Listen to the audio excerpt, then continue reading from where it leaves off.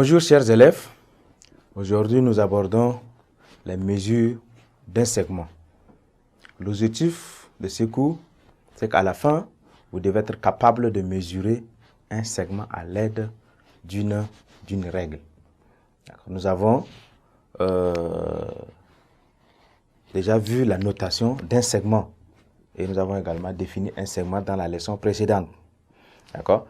La longueur d'un segment AB, voilà, on dit le segment AB, je vais noter donc AB dans un crochet. La longueur du segment AB est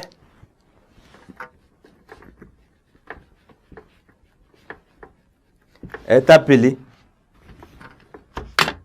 la longueur du segment AB est appelée aussi distance des points A et B. D'accord? Est appelée aussi distance. Est appelée aussi distance des points A et B. Des points A et B. Donc, quand on quitte de l'extrémité A vers l'extrémité B, c'est ça donc la distance de notre segment et se noter AB. D'accord? Est noté. D'accord? Est noté AB. D'accord? On écrit simplement AB et ça désigne la longueur du segment AB. Maintenant, pour mesurer la longueur d'un segment, on utilise la règle. Donc, la longueur d'un segment se mesure à l'aide de la règle.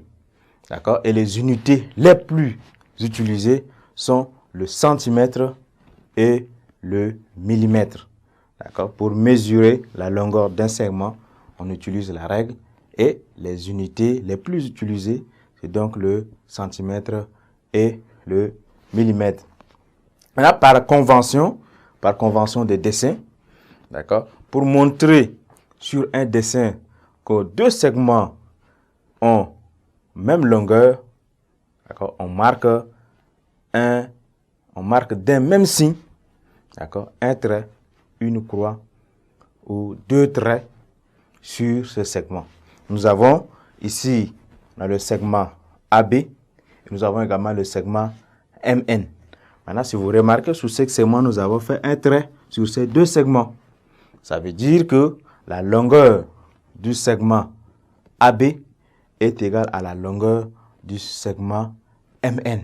Ça veut dire la distance AB est égale à la distance MN. Donc, ça veut dire que si la longueur AB, si la distance AB est égale à la distance MN, donc les segments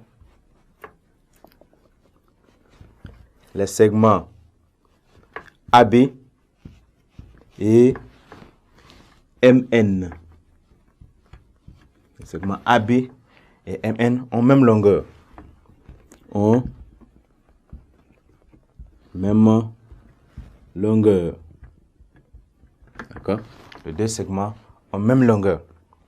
De même que pour ces deux segments, nous avons le segment IJ et le segment PQ. On a donc deux traits sur le segment IJ, d'accord, et deux traits sur le segment PQ. Ce qui veut dire que la distance du segment IJ est égale à la distance du segment PQ. Bien, la longueur du segment IJ est égale à la longueur du segment PQ. De même, on a donc le segment, la distance IJ est égale à la distance PQ.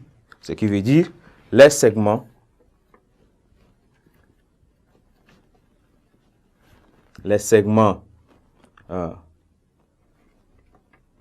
IJ, d'accord, et segment PQ ont également même longueur.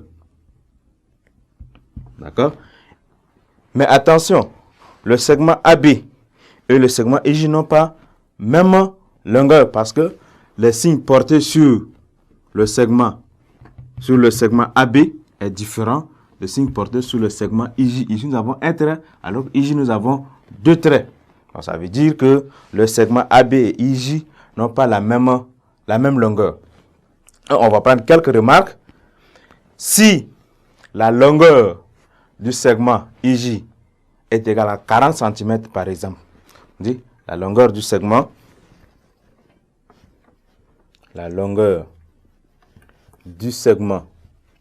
IJ, d'accord, est égale à 40 cm.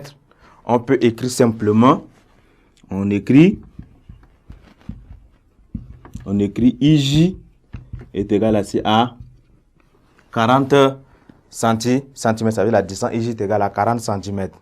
Pour comparer ou reporter les longueurs des segments, l'instrument utilisé est le compas. Nous utilisons le compas, d'accord, pour reporter ou bien pour comparer la longueur des segments. Pour mesurer la longueur d'un segment à l'aide d'une règle graduée, on place la graduation 0 sur la règle. Vous avez ici la graduation 0, d'accord, de la règle sur l'une des extrémités du segment.